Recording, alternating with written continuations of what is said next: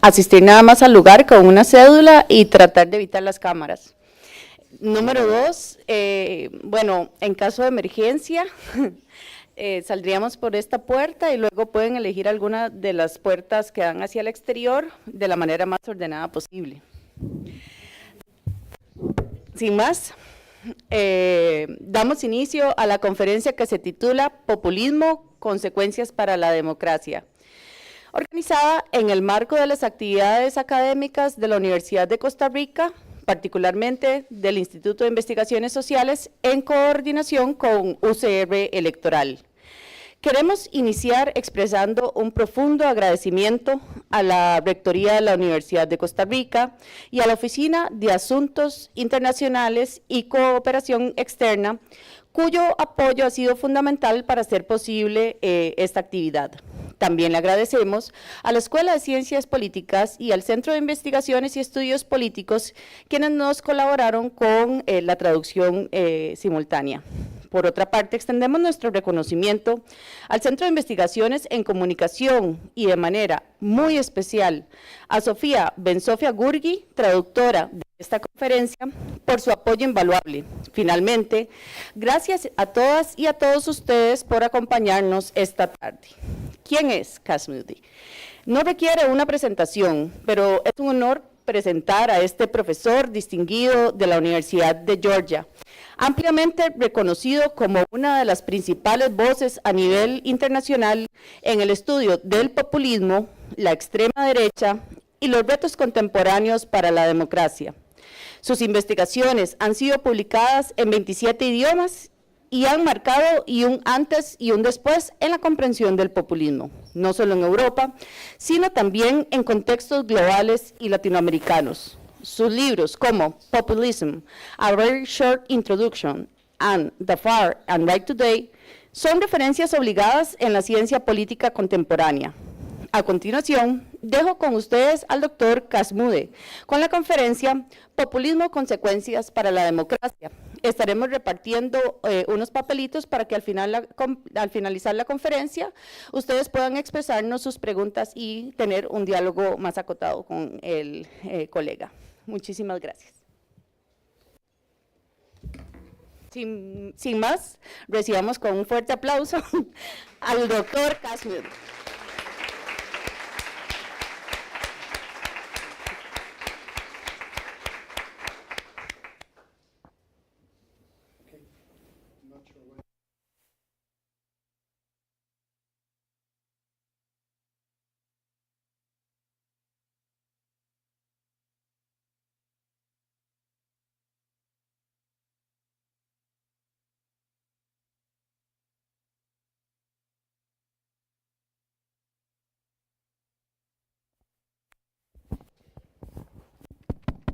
Okay, let's try that.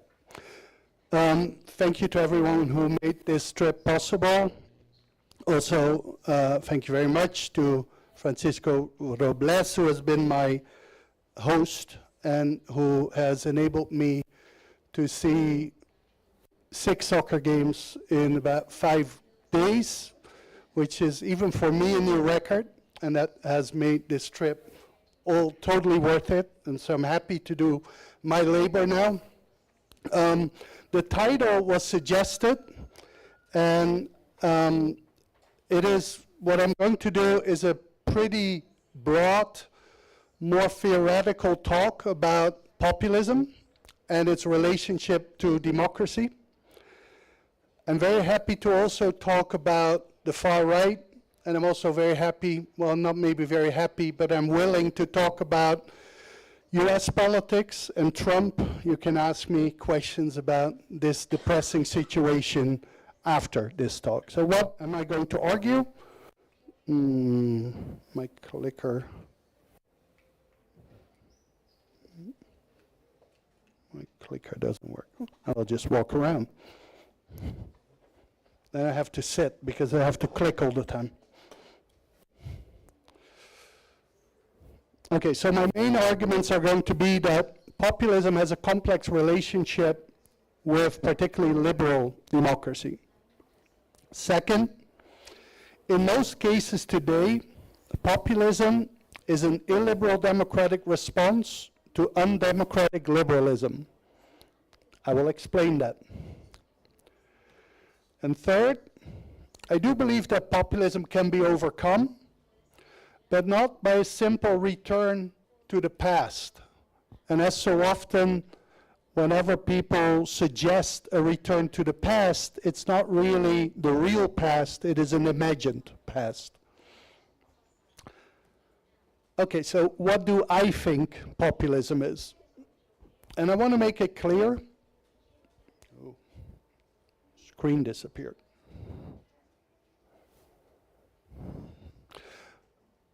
I will read it.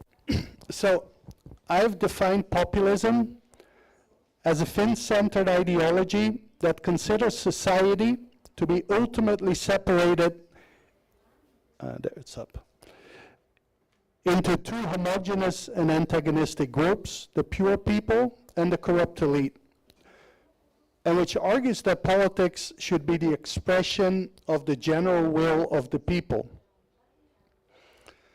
So I want to make it clear that this is my understanding of populism. There are many other understandings of populism. There is a core that pretty much every definition of populism has, and that is the opposition between the people and the elite. My definition is different from various others in the sense that I believe that it is an ideology. It's a worldview. It's not pure strategy. Does that mean that every populist truly believes what he says? Because they're mostly he? Probably not. But a lot of politicians say things that they don't mean or believe in, but that still makes them relevant for understanding politics. Okay, so what is the theory of the relationship between populism and democracy? If you define democracy in a minimal sense as popular sovereignty and majority rule, so the idea that people should elect their own leaders, then populism is pro-democratic. But we usually use the term democracy for a system that is much more than that, which a better term is liberal democracy. And very simply stated, liberal democracy combines majority rule with minority rights. And populism is anti-liberal democracy. And this relationship is inherent in the concept of populism as defined before.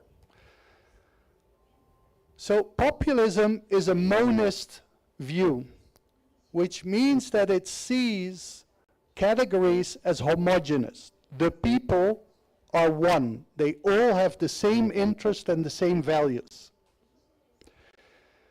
Liberal democracy is based on pluralism.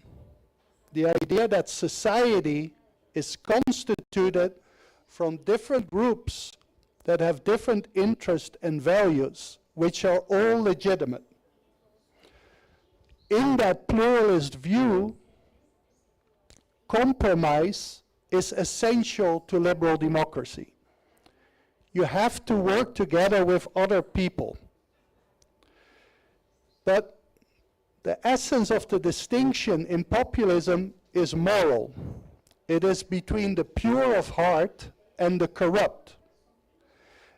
And so populists are against compromise because they believe that compromise corrupts the pure people.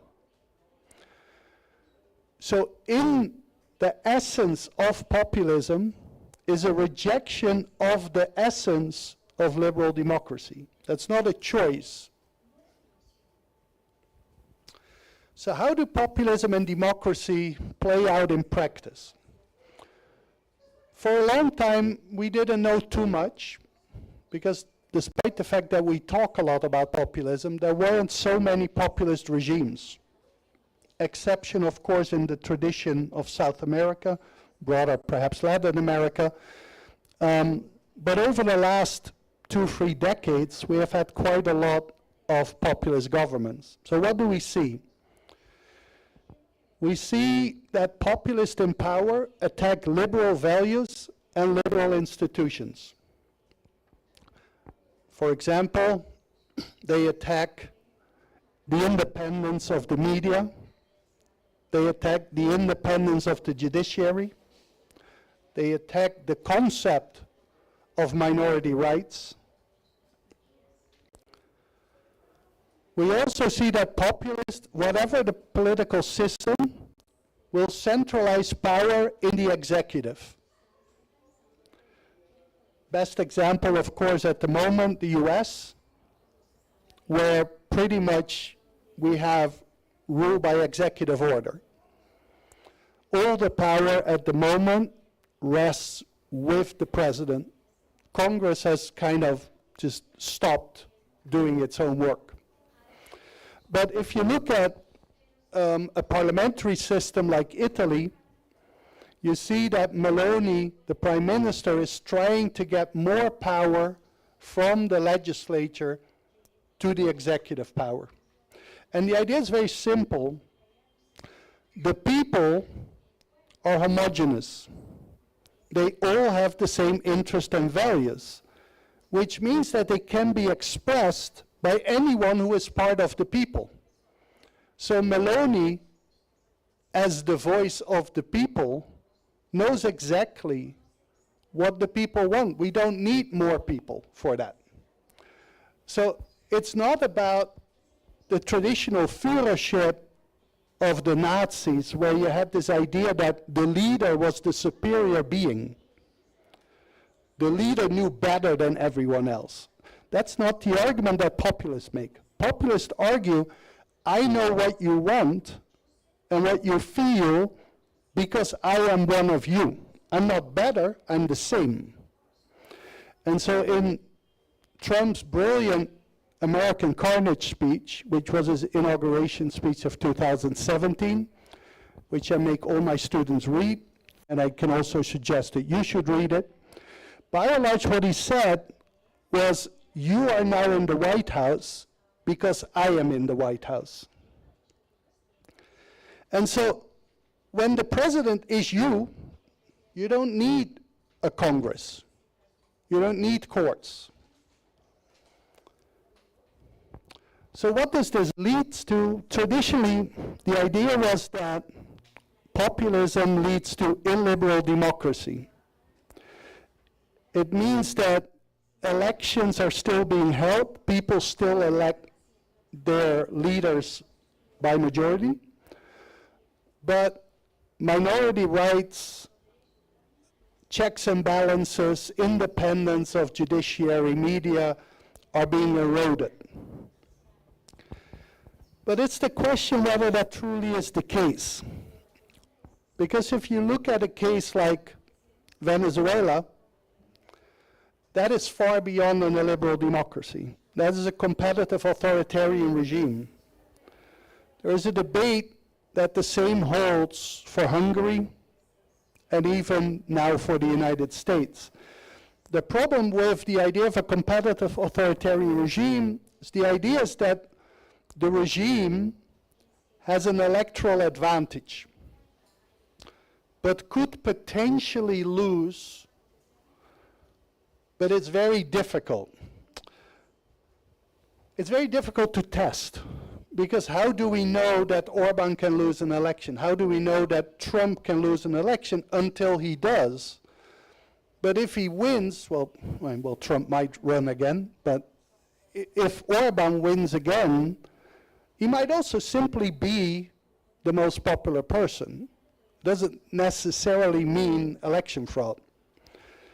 The idea of competitive authoritarianism is first and foremost, elections are free but unfair. And so in a competitive authoritarian regime, there are different parties. They can compete, but not on a level playing field. As said, in theory, populism should lead to an illiberal democracy, because they pretend that politics should be an expression of the general will of the people.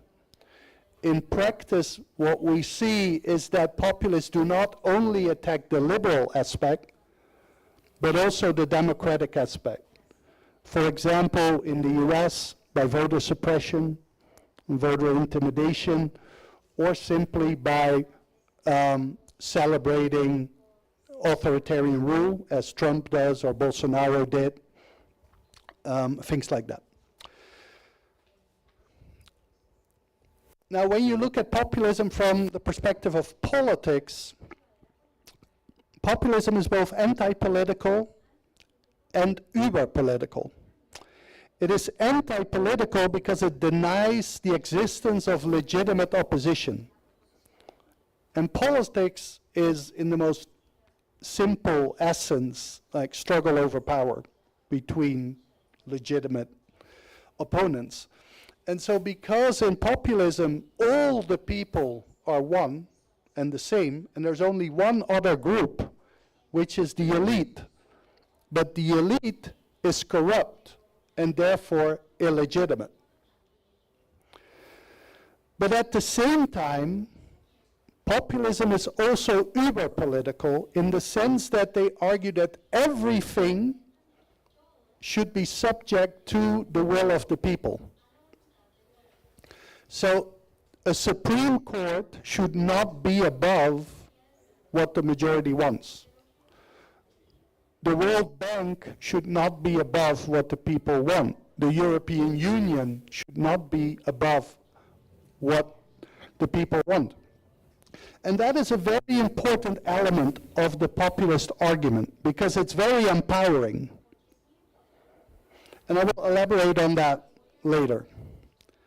So my argument is that the recent rise of populism has to do primarily with structural transformations, rather than with this idea that there are crises. Even if there wouldn't be crises, like the Great Recession, we would still have more populism than before. They're free, the rise of undemocratic liberalism, we'll speak about that, all of three more. A change in the relation between the rulers and the ruled. I think that's the most underdeveloped one. And then the democratization of the media.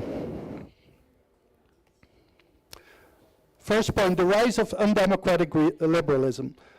This is debated under different terms, often things like neoliberal globalization or technocracy. But it extends beyond the economic.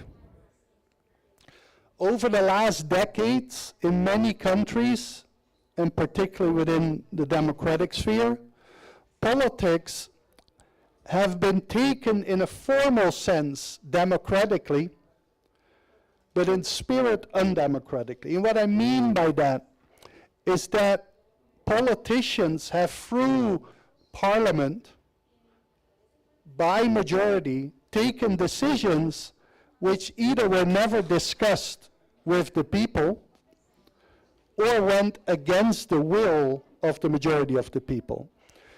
And this includes issues like immigration in many cases, but in the European context, for example, the movement of power to the European level, but also a lot of privatizations.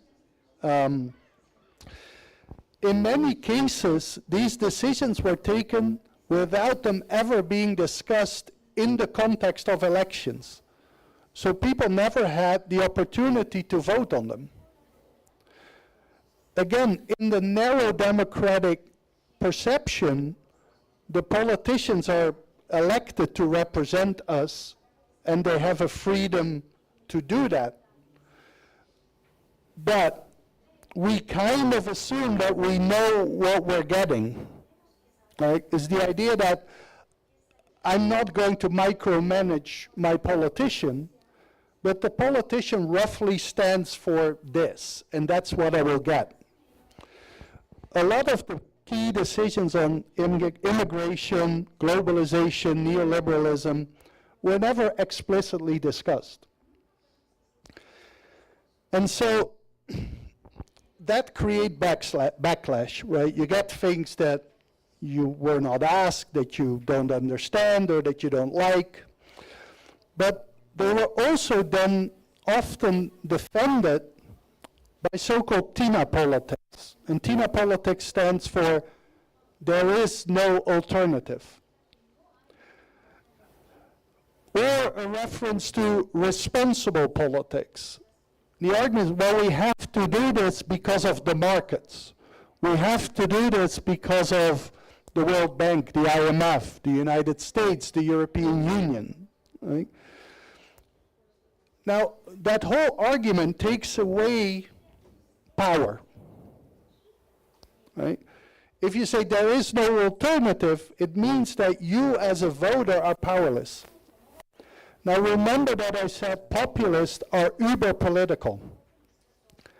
They think everything is up to the will of the people. That is very empowering. When mainstream politicians say there is no alternative because the markets will not accept this, and a populist says, if we want to do this, we should. Then you have one where you're like, okay, so I'm meaningless, and the other one that says, you matter. The point is that TINA politics is a myth. There is always an alternative. The argument behind TINA politics is there is an alternative, but it's so costly or stupid that we shouldn't do it. Right? Now think about Brexit for a moment. Right? So Brexit was when the United Kingdom went out of the European Union. This was considered to be irresponsible. Being in the European Union was seen as there's no alternative.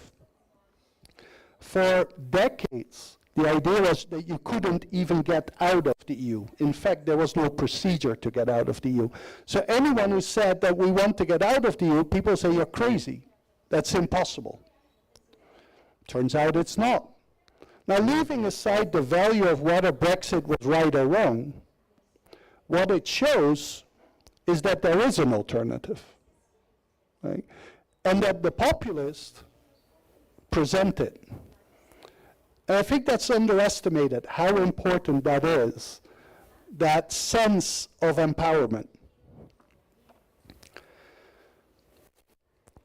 As said, I also think what's important is there's a democratization of representation. What do I mean by that? For much of the 20th century, I would say around the world, politics, including democratic politics, was elitist and paternalistic. Christian Democrats, Social Democrats, obviously conservatives, even communists, believed that the leaders knew better than the people. They knew what was best for them. And most people also believed that. Right? They would listen to their religious leaders, or they would listen to their trade union leaders about what to do. In the second half of the 20th century, and of course this depends a bit on which country and region, we saw two conflicting processes. We saw the rise of a political class. The vast majority of politicians in most democratic systems are professional politicians. Their lives have never done anything else. Increasingly, they are children of politicians. We see almost no working class anymore in many parliaments. We see fewer and fewer farmers. It is a closed-off class, whatever that party is of. Right? But at the same time, we see also a cognitive mobilization of the masses. What does that mean? The people are far more educated than before. The percentage of people that have at least a high school, but even college education, has exploded in many countries. But the education has also become much more horizontal. While in many countries, what the professor says is still true. I come from the Netherlands, let me assure you that's not the case in the Netherlands. But even in a country like Germany, which in my Dutch perception is very hierarchical, people today are educated much more horizontal. You discuss what is like, you no longer have a professor who tells you this is how the world looks. Right? At best you have a professor who tells you this is what the theory says, and then you have a discussion about that. That has massive consequences for how you see society. If you're educated with the idea that your voice matters, that you have competency politically, you're going to hold your leaders accountable. Neoliberalism strengthened this. In neoliberalism, like in the market, the client, the customer is king. Right? So at least in name, the people are the ones that say what the market should produce. Neoliberal language about politics is all about that. It's about catering to the customer, not the citizen, but the customer. So it's no longer even horizontal. It has a bit of a vertical element to it, in which the ruled are above the rulers. The idea is no longer that politicians lead the people. No, the idea is that politicians follow the people. Populism has added a moral distinction to that by saying that not only are the people more important than the leaders, but the people are pure and the elite are corrupt. The consequence for democratic politics is big, because democratic politics is based on the idea that people are represented by others and that there is a positive relationship between the two. Today we have by and large a negative relationship, where many people feel that they're not represented, and even worse, that the people who are elected are corrupt, are morally wrong. But the weird thing is that while the masses have democratized and now feel competent to judge the politicians, many of the elites, particularly the economic, but also the political ones, have become more elitist, arguing that life has become so complex that we have to listen to the experts to do. And of course, in a neoliberal context, experts are neoliberal economists, right? And they have very difficult models that we simple souls don't understand.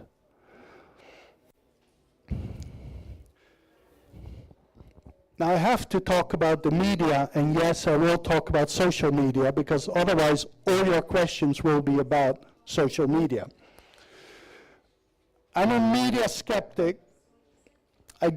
Let me rephrase, I'm a social media skeptic. I know this is like cursing in the church, but I do not believe that social media has transformed political world. I think actually what has been far more important has been the privatization, or perhaps better, neoliberalization of the traditional media.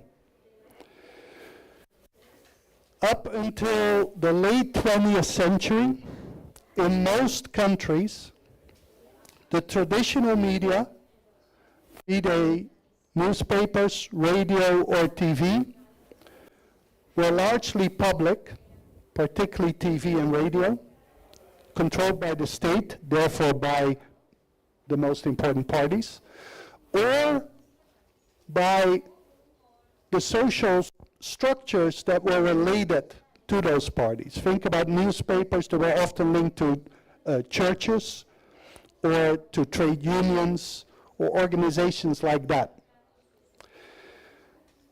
As a consequence, the political mainstream had a very strong grip on the media in two ways. On the one hand, every medium would kind of whitewash its own group, right? So if you read a social democratic newspaper, you wouldn't read anything about the corruption in the Social Democratic Party. You would read a lot about corruption in the Christian Democratic Party, which you wouldn't read in the Christian Democratic newspaper. Now remember, well, you don't remember because you're young, but now you get access to all media. But when I grew up, you read one newspaper, and there was no internet. You didn't have access to the other newspapers. So your world was shaped by your structure in which you live, be that Catholic, social democratic, liberal. This changed. The other part was it helped with gatekeeping. You could keep others out, mostly racists, nationalists, anti-Europeans, whatever the thing was you didn't like, you could just starve for air. This changed first, not with social media, but actually with the neoliberal media logic of the privatized media. And it's important that even public media in many countries have a neoliberal logic. In the Netherlands, for example, we still have a public media, but they're all the time being evaluated on the basis of how competitive they are compared to private media. Not on the basis of do they give the right information, no, how big is your market? And so what sells? Scandals. Scandals sell. Who provides scandals? Populists. And so populists are too good to ignore for the neoliberal media. And I want to make it clear, while there's a lot to critique of the media and the media establishment, despite what we think and what many journalists think, the media are not the watchdog of democracy.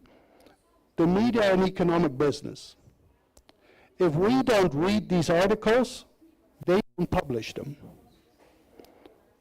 This idea that the New York Times writes all of incredibly annoying anti-woke op-ed pieces because they believe in it, sure they believe in it, but if no one reads them, or we don't have all the liberal outrage on social media about it, they won't place it. Fox News is also about money. Fox News was against Trump, but its viewership was pro-Trump. And so after trying to ignore Trump and criticize Trump for several months, they changed, because otherwise there's no business, right? So it's the logic that helps and that weakens the gatekeeper role, because it's no longer about what is a responsible position, it's about what sells. Now, social media has further eroded this agenda setting and gatekeeping function of the traditional media. Because if something is big on social media, then it is potentially big in the regular media too. On top of that, journalists were among the most online people in the world. Even today, it is stunning how many journalists are spending their whole day on Twitter, X. Even though everyone knows what a far-right hellhole it has become and how biased it is. But if you talk to journalists, they will often think that, yes, this is extreme, but roughly this is the world, this is society. And so I don't think that social media has transformed. I don't see social media as a cause of the rise of populism. I see it as a catalyst. It has given a push to a development that had already started with the privatization of traditional media. And again, let me use Trump, because he's a very good example. When you say Trump, you say Twitter. First of all, Trump was made by the traditional media. His show, The Apprentice, was on NBC, one of the traditional networks. Trump has been in the traditional media as long as he lives. When he started the 2016 campaign, if I remember correctly, he had 2 million followers on what was then still Twitter. 2 million is nothing in a country of 330. Everything he said and did was live on CNN. During the 2016 campaign, it didn't matter where I was, CNN had Trump on. There was a calculation that the traditional media gave Trump an equivalent of $6 billion in free advertisement. Like if he would have to pay for that media coverage, it would have cost $6 billion. That will do way more than whatever you tweet. So social media is important if it can be translated through traditional media, because most people still get their information from that. Young people less, but young people also vote less. Summary, I have argued populism is pro-democracy but anti-liberal democracy in theory. In practice, we see that they also undermine democracy. I've argued that populism is an illiberal democratic response to undemocratic liberalism. I've argued that it feeds off inherent tensions within democracy between majority rule and minority rights, and that while economic crises can help populism, the rise has structural causes. And the reason that I emphasize structural causes, it means that it cannot easily and quickly be changed. And then finally, I've argued that paradoxically populism is on the rise at a time that people are more liberal democratic than ever before. Solutions. Can you stop? Hey, can you stop being on the phone? Hello? Thank you. That's why I don't let my students use phones in my class. Can we defeat populism? Not easily.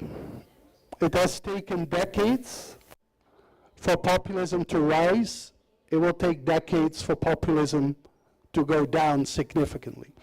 But more importantly, populism is a symptom rather than the cause of the crisis of democracy. Consequently, our question should be, how can we strengthen liberal democracy? If there's more support for liberal democracy, then logically there will be less support for populism. If there's less support for populism, it doesn't necessarily mean that there's more support for liberal democracy. What can mean is that more people no longer participate in democratic politics, which is also not the solution. Anti-populism and technocracy make things worse rather than better. In light of particularly Brexit, but also Trump, Bolsonaro, there has been an anti-populist reflex, where the argument is that the people are corrupt, they're stupid, they can't really decide, they just follow whoever sells them the easiest product, right? And what we need is a morally pure elite again, who don't listen to the people, but who know what is right. And what we need is government by technocrats. As if technocrats don't have ideologies. As if economists don't have a neoliberal ideology under it, right? The point is that, as I argued, populism is in many ways a product of this technocracy. And so if we go back to it, people will not be happy. Final point, how do we get out of this?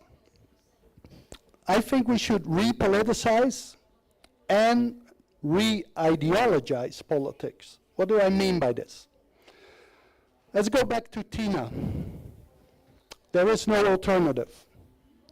That argument should never be used.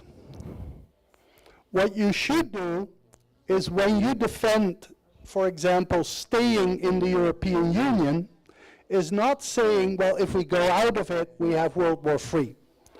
Or if we go out of it, the country will implode. That's simply not true, and people know it. What you should argue is that if we go out of the EU, the costs are this high. The benefits are only this big. That makes no sense. Therefore, we choose, which is power, to stay in. You don't argue against the death penalty by saying, we are a member of the Council of Europe, and therefore we cannot abolish it. You can, because you can get out of the Council of Europe. Hopefully you would argue we are against the death penalty because it's inhumane and we have structural racism, which creates horrible decisions. But if you don't want to go there, you can say, we don't want to abolish the death penalty because it would bring only these benefits, and the cost we have to pay is being kicked out of Council of Europe and the European Union, which has all of these benefits. Right? So everything is political. You always make a choice, and you have to explain why you make those choices. But choices should not purely be pragmatic. One of the big problems of contemporary politics is that ideology has been taken out, or at least has been made invisible. And politicians from Tony Blair to Mark Rutte in the Netherlands to most mainstream politicians pretend to be pragmatic, which means that you come up with a problem and they will solve it. What they forget is that one of the essences of politics is defining what the problem is. Immigration is now a problem. 100 years ago, it just was. 70 years ago in the Netherlands, it was an opportunity.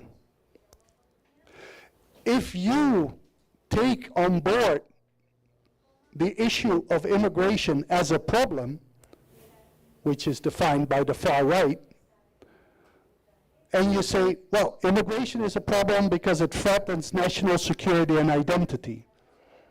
You can only solve it by applying far-right policies. What we need is to tell people what our worldview is. Sadly, we don't have one. It's not only a social democratic problem. The center-right also doesn't have its own ideology anymore. As far as people still define conservatism, when conservatives do that these days, it is pretty much what the far right is. So we need a social democracy for the 21st century. We need a Christian democracy for the 21st century, a liberalism, a conservatism. Why do we need it? Because we live in a period of crises. Right? Depending where you live, we've gone through many. 9/11, the Great Recession, the so-called immigration crisis, Russia, COVID, whatever it is. It's not going to decrease. My slightly demagogic example is if I give you $100, you will ask me why I give it to you.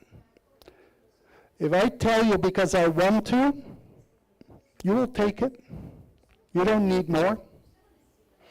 Now, if I ask you for $100, you will also ask me, why do you want it? If I say, because I want to, you will want more. Right? And that is where we are today. We are in a world where we have to give up things, where things are under pressure, right? Because of climate change, because of just ends of growth, whatever it is. We can't get what we had hoped that we would get. And we want to know why that is the case. And the argument can only be because we want to get to this type of world. And so ideology has to be the base in which you ground your policies. And it's only in that ideology that you also empower people. Because in that way you say, okay, you are part of creating that world. You are part of it. We make these decisions together. And that takes the strongest part out of populism, which is its sense of empowerment. However fake it is, it has it, whereas mainstream politics doesn't have it at this time. Thank you very much.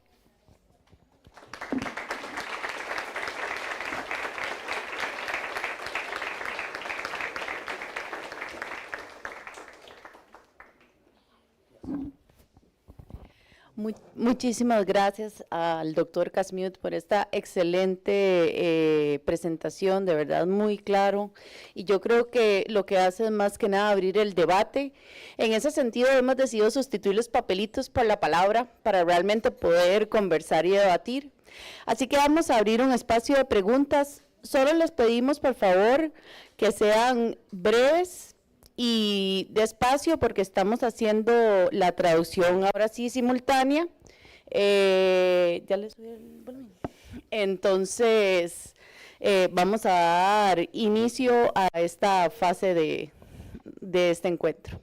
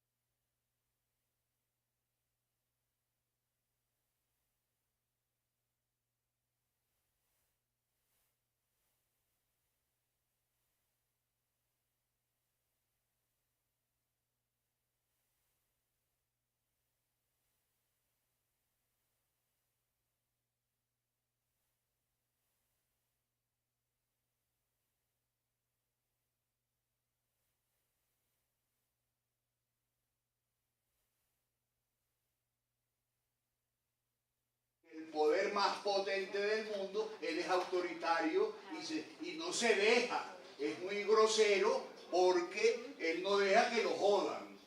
Hay un concepto que creo que la Escuela de Ciencias Políticas nos debería aclarar sobre ese populismo que es libresco. Allá en Europa yo no conozco al señor de Hungría, ni mucho menos. Parece que son malos, Trump es apestoso, pero el malo, el populista autoritario es Maduro. Eso es una guerra asimétrica.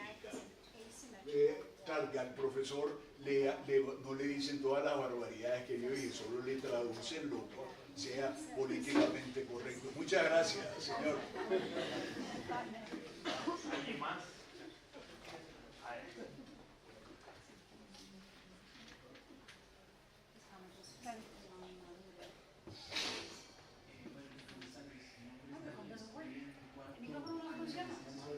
Francisco, podemos cambiar.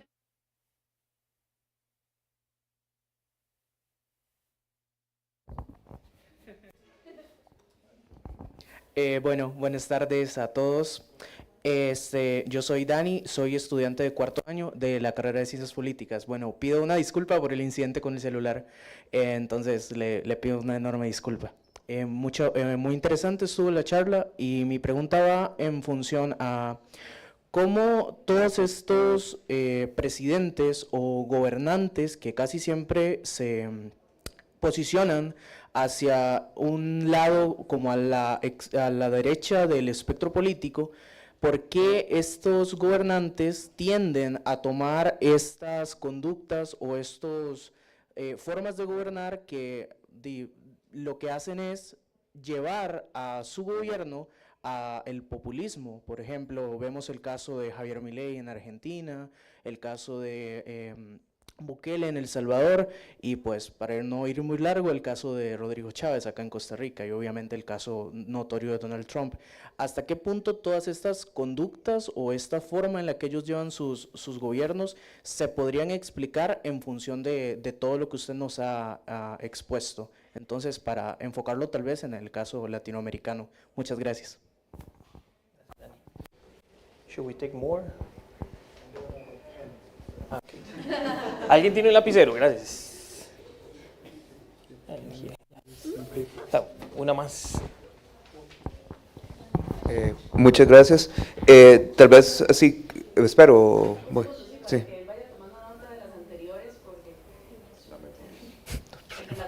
Sí, sí. Listo.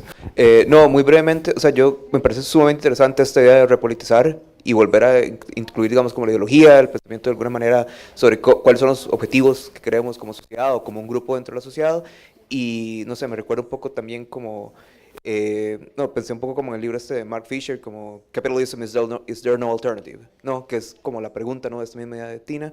Y la idea es como que quiero saber si ha visto como algún intento, digamos, si considera que hay algún intento de alguna forma, de alguna agrupación política en tratar de crear otra vez como esa idea de crear como entrenamiento de cuadros, ¿no? O sea, antes había escuelas ideológicas en los partidos políticos, antes había congresos que hacían esto y creo que se ha ido perdiendo mucho, justo por lo que él dice, y me interesa mucho como ver un poco sobre lo que piensa de eso.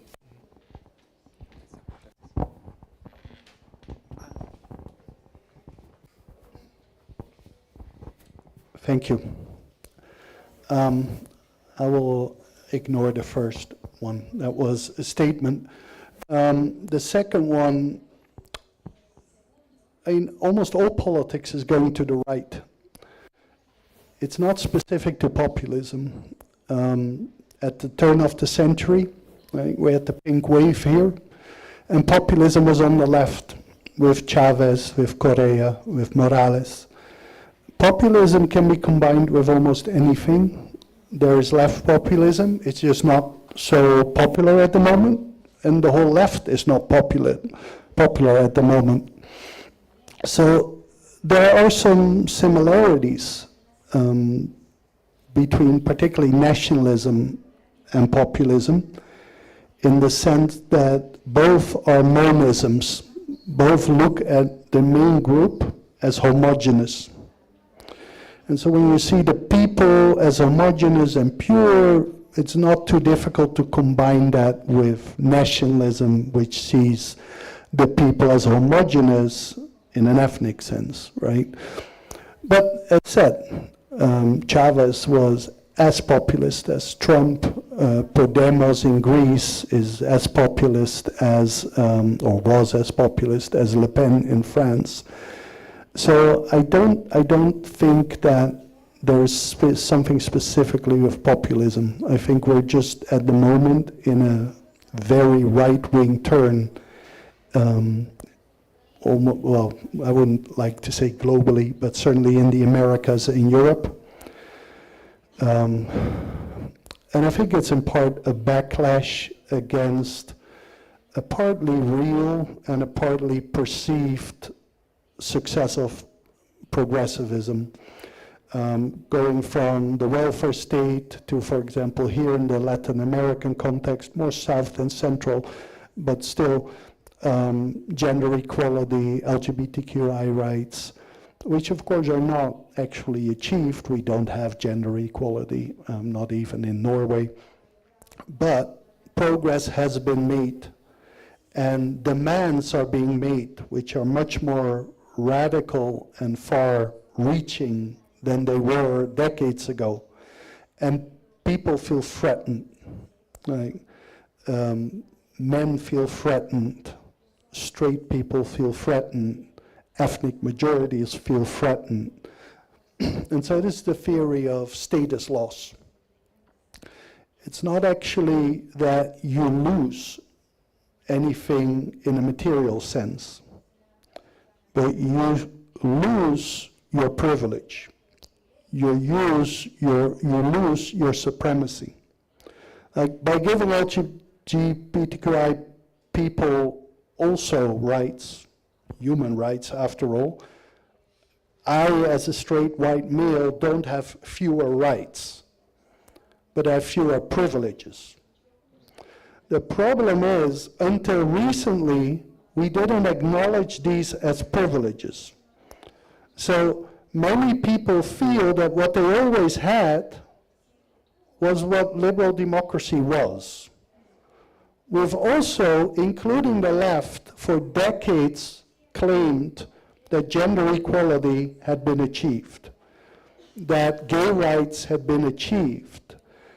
And now they want even more, right? And so now you get the narrative, which is very strong in the culture war narrative, of they want to have special privileges, because women already have gender equality, and they already control the debate through political correctness, right? And so now they want to be more than us.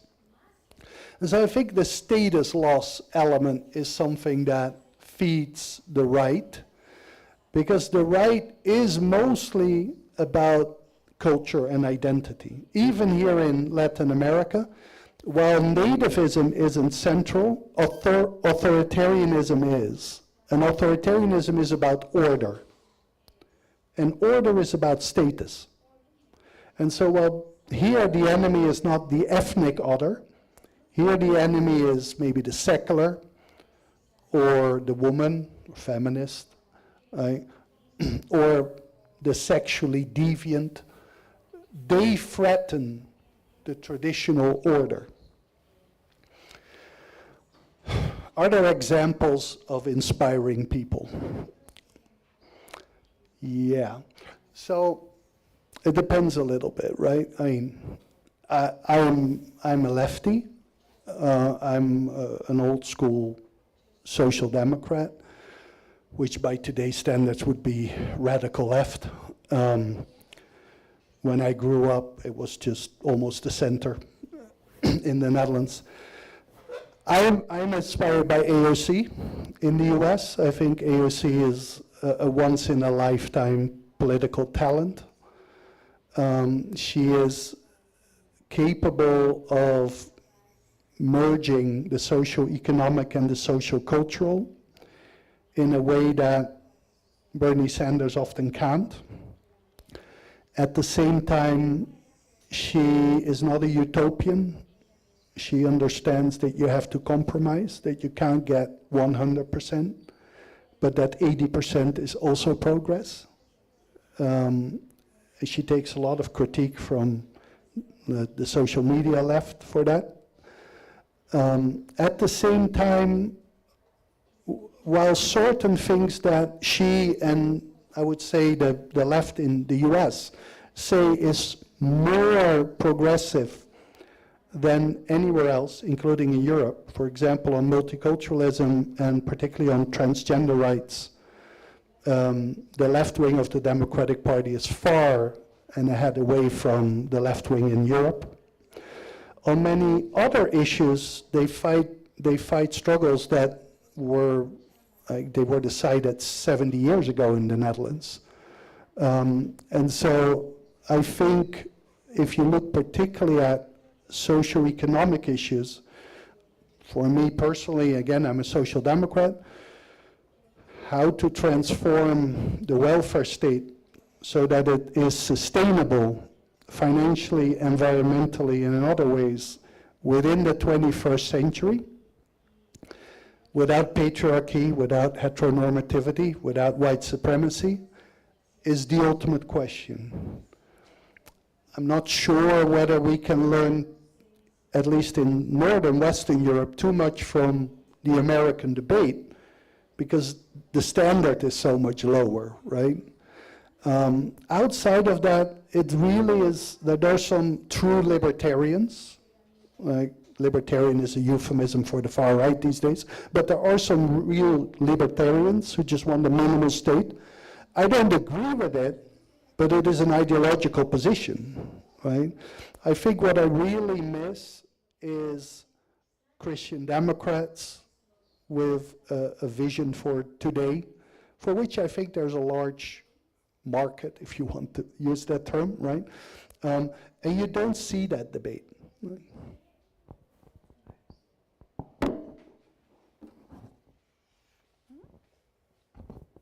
Tal vez podemos tomar dos más. Sí. Ah, sí, pues voy a caer acá. Ahí. Muchas gracias. Buenas tardes, profesor.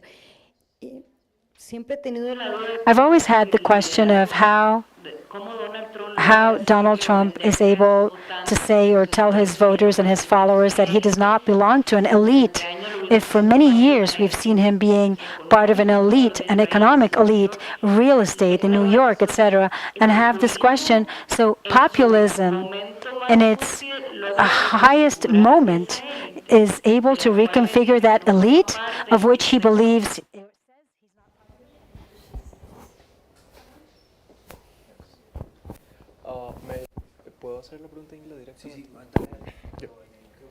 Well, Mr. Mudde, thank you very much for such a brilliant dissertation. You spoke about when populism conditions the institutional framework, for example, media, but the judiciary, for example. But what happens when the institutional framework conditions the populism and gives freedom to the populist leader to act effectively against the institution itself? Because, for example, you spoke about Meloni in Italy, and she's trying to centralize the power in the executive, but I bet she hasn't progressed as much as Donald Trump in the US, for example, because the Italian institutional framework doesn't give her the same freedom to act as the American framework gives to Donald Trump. So what happens when the institutional framework gives this freedom to the populist? Aren't the institutions today being one of the most responsible to the rise of the populism in the world?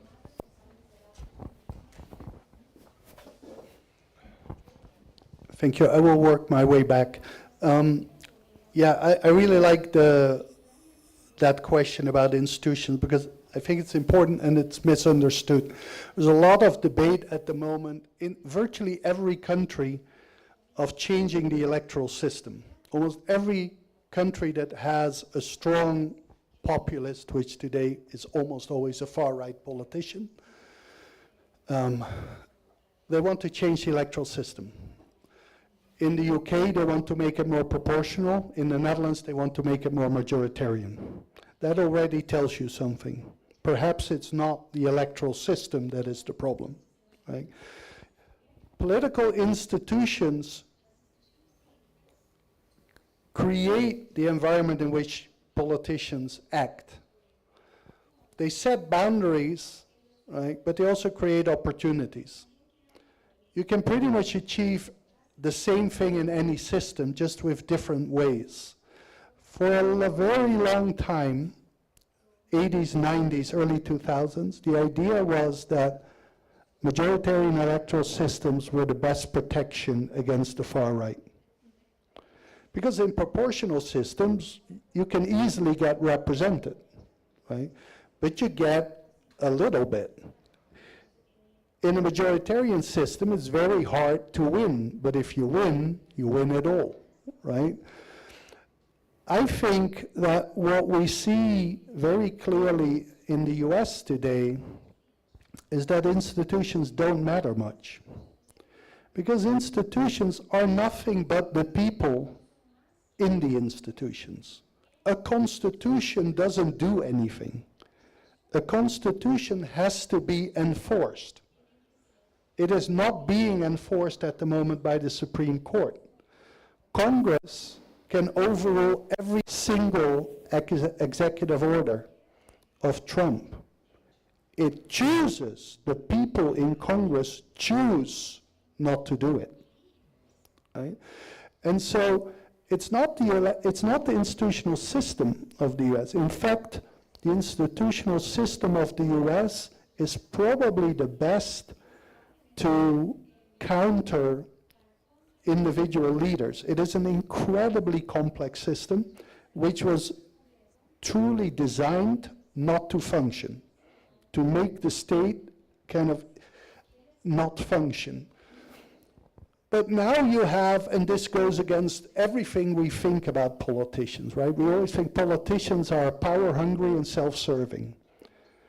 And you have Congress, which just abdicates power. It just has decided, we're just going to let this dude do whatever he wants. So again, and of course this has to do with the institution of primaries in the Republican Party, but leaving that aside, like, the same institution can both strengthen and weaken liberal democracy. It is what people do in it. And I think that doesn't mean that you can't make adjustments. But in the end, like, if those rules and limitations are not enforced, it doesn't matter. Like, people say, well, Trump can't run for a third time, that's unconstitutional, because it says so in a little piece of paper. If the Supreme Court says that he can, he can.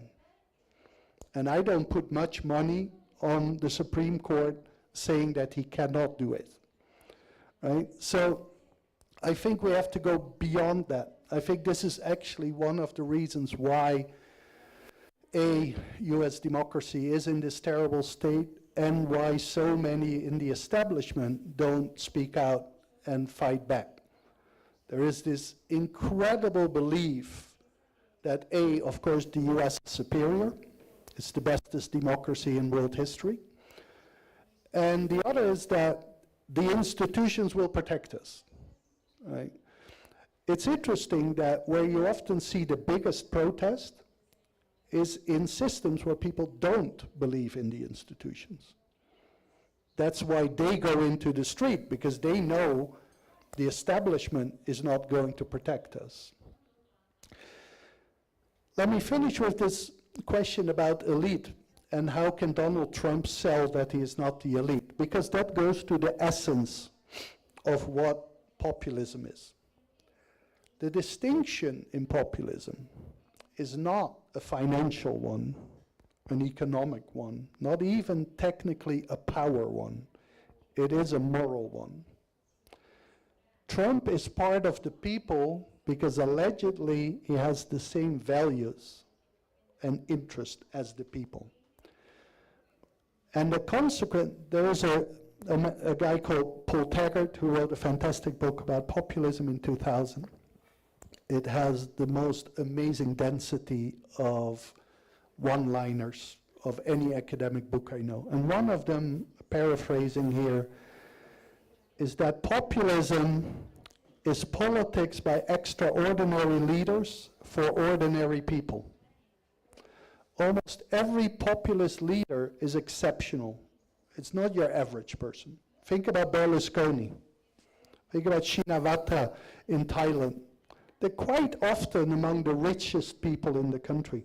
We had one in the Netherlands, Pim Fortuyn, who lived like a dandy, which goes fundamentally against what the Dutch are, right? But that's okay, because in terms of values, they are the same. Which means that every single time that we, as enlightened liberals poke fun of Donald Trump because he put ketchup on his steak, or because he eats at McDonald's, or because he eats pizza with a knife and fork, people connect with him. Because look, he acts like us and is being vilified by the elite. Because the elite are the ones that have the different values.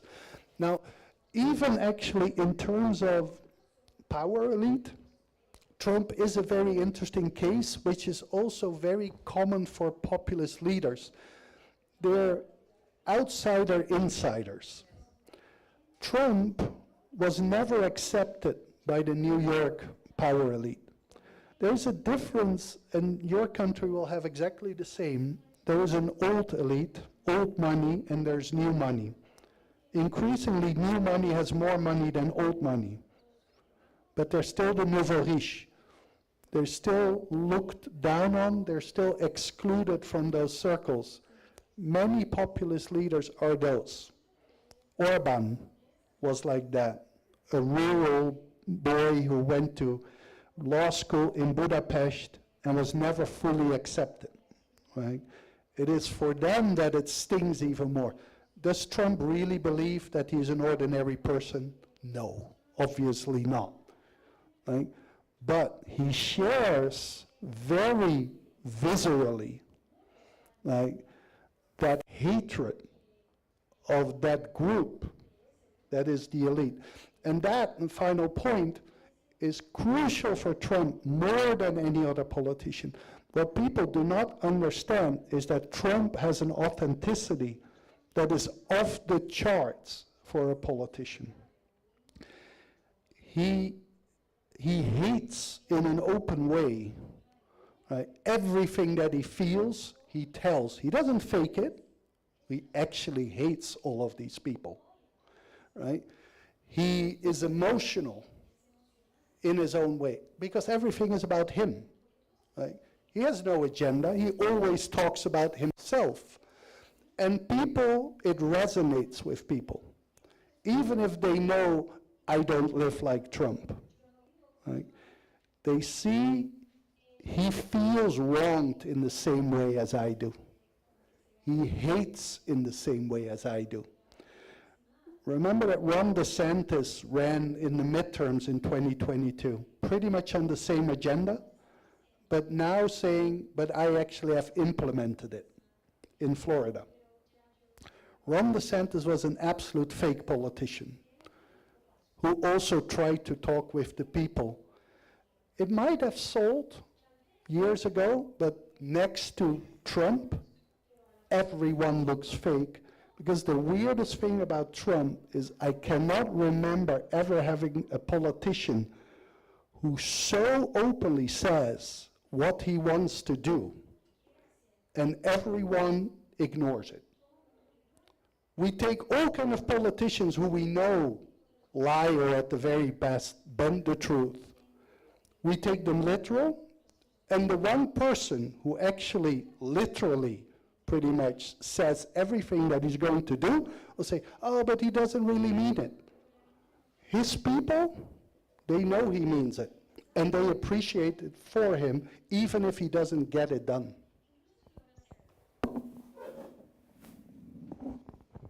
Bueno, muchísimas gracias de verdad por la excelente conferencia, por la discusión que pudimos abrir posteriormente.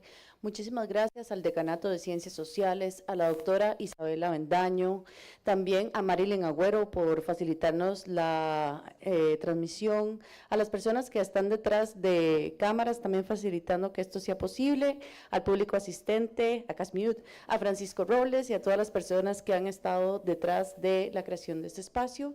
Muchísimas gracias y seguimos.